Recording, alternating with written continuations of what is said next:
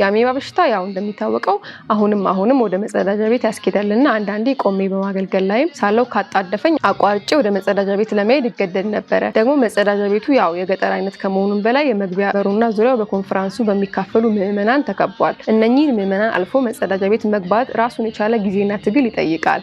ከዚህ ባሰው ግን መጸዳጃ ቤት ከገባው በኋላ ምንም አይነት ድምጽ እንዳይሰማ የማደርገው ትግል ህመሙን አባሰብኝ። በመጸዳጃ ቤቱ ደጃፍና ዙሪያ የተኮለኮለ ኮንፈረንስ ተካፋይ ይህን ድምጽ እንዳይሰማ በምን መከላከል ይቻላል?